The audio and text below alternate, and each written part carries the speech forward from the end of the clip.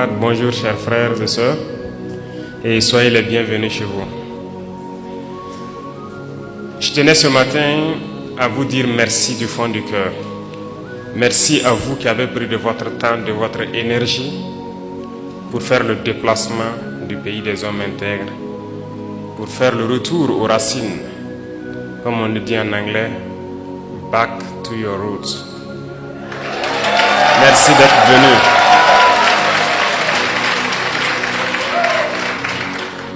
Vous nous avez fait preuve de fraternité, vous nous avez fait honneur et je prie Dieu qu'il continue à vous bénir tous, à vous donner la santé, la force nécessaire de pouvoir continuer à revenir à vos sources. Parmi vous, il y a des personnes âgées, très âgées, qui malgré le poids de l'âge ont fait le déplacement avec vous. Je vous dis infiniment merci du fond du cœur et que Dieu continue à vous réconforter.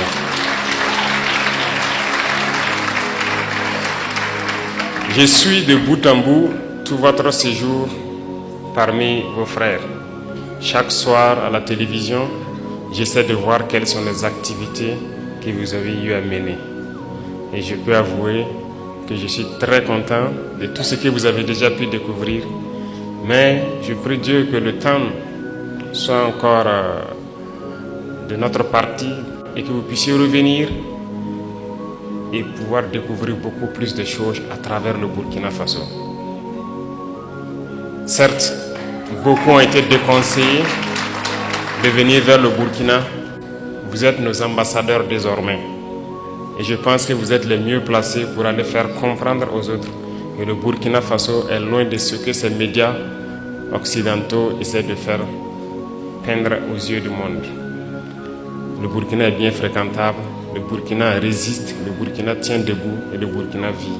Et merci à vous de prouver cela aux yeux du monde.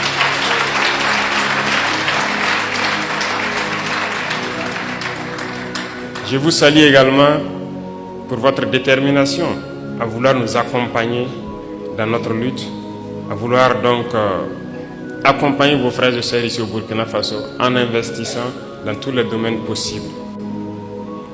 J'en ai échangé avec le Premier ministre rien que hier sur la carte de résident permanent.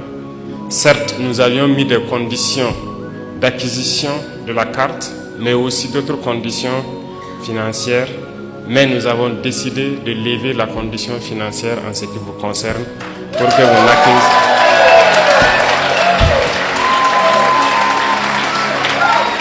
Donc pour vous, il sera question juste de vous en tenir à la question de la carte.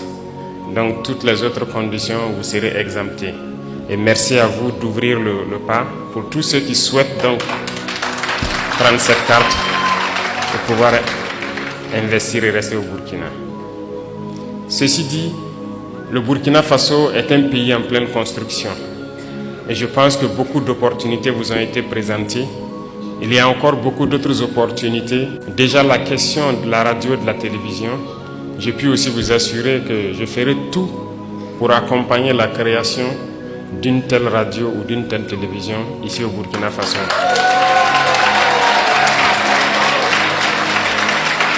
Parce que la communication est une arme et personne ne peut raconter notre histoire mieux que nous-mêmes.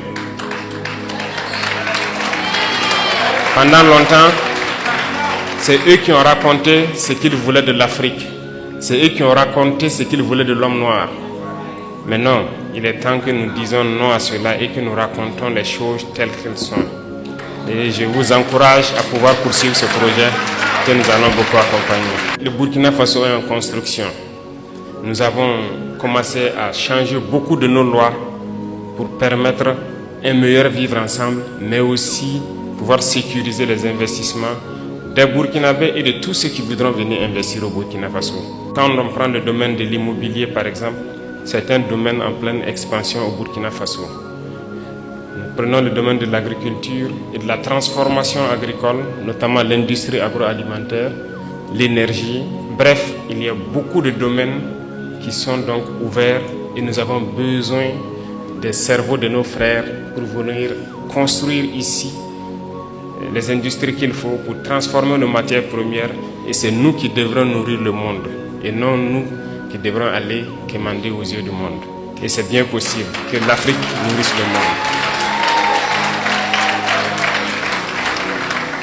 Et donc je vous invite à pouvoir réfléchir, vous mettre ensemble peut-être, mais je vous assure que nous allons vous accompagner pour pouvoir investir dans des domaines clés au Burkina Faso qui peuvent vous être bénéfiques et bénéfiques à tous vos frères ici.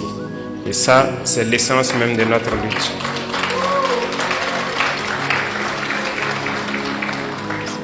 Le ministère des Affaires étrangères va poursuivre ce beau travail qu'ils ont commencé. D'ailleurs, je les félicite pour cette initiative avec l'Institut qui a pu donc faire ce merveilleux travail.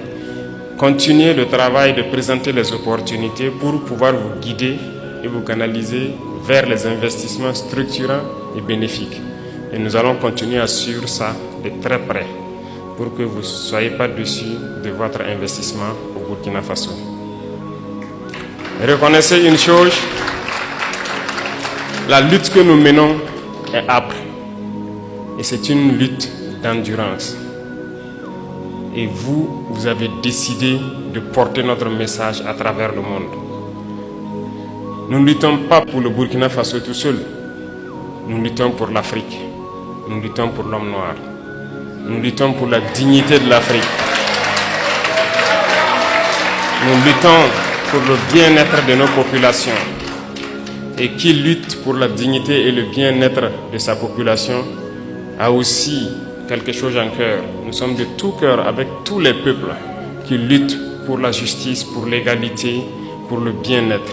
Et nous sommes amis à tous les peuples qui nous respectent et qui respectent notre souveraineté et notre dignité.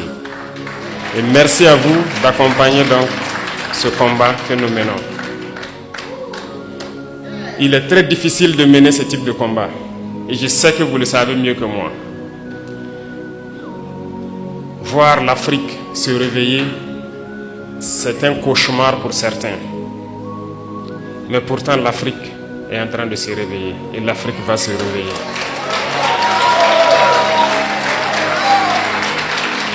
Nous n'allons pas être complices de leur souhait, celui de voir l'Afrique être la réalité de ce qu'eux, ils ont pensé et dit de l'Afrique, notamment une terre d'esclaves, une terre maudite. Nous n'allons pas être complices et les accompagner pour que ce qu'ils pensent soit une vérité.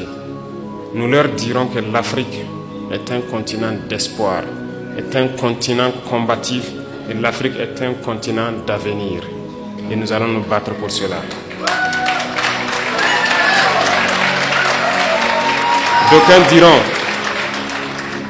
D'aucuns diront que c'est impossible pour l'Afrique de rattraper le retard, de se réveiller.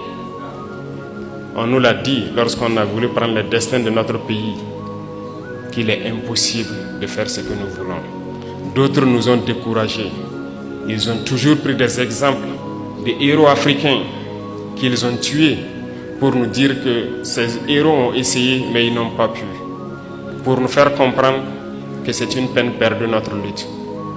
Mais nous avons dit que impossible n'est pas africain.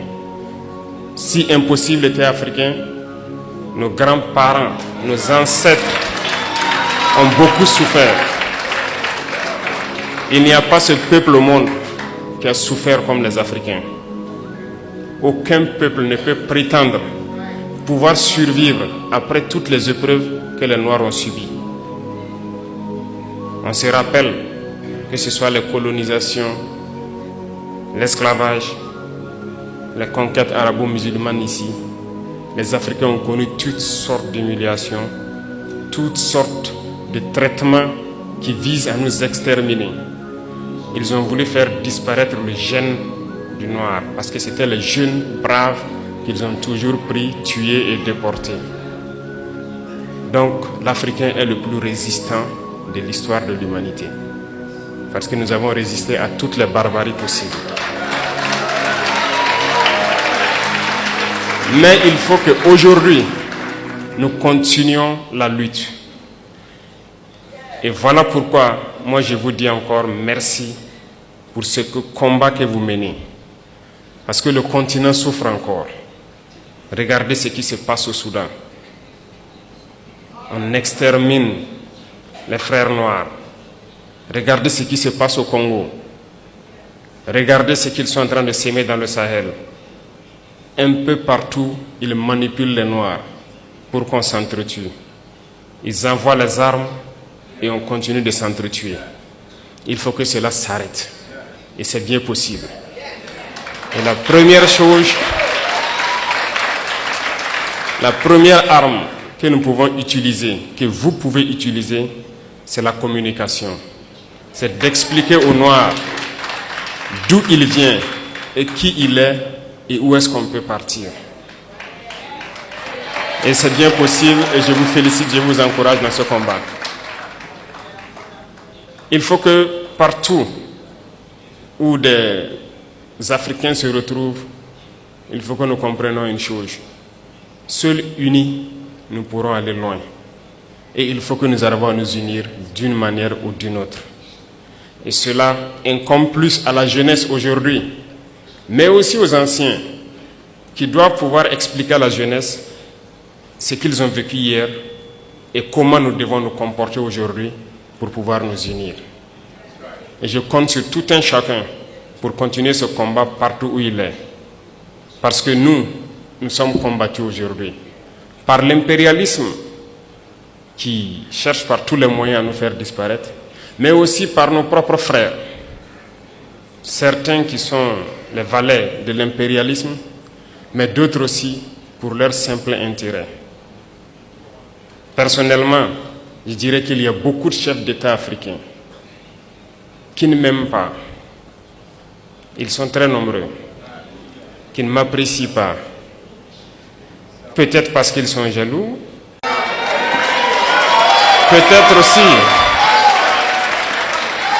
peut-être aussi, je suis un danger pour leur maître. Quoi qu'il en soit, moi je ne les en veux pas. Et ils font semblant. Lorsque les gens les croisent, ils font semblant de m'aimer. Mais je sais qu'ils sont nombreux à ne pas m'aimer. Mais notre prière est que Dieu les change profondément dans leur cœur.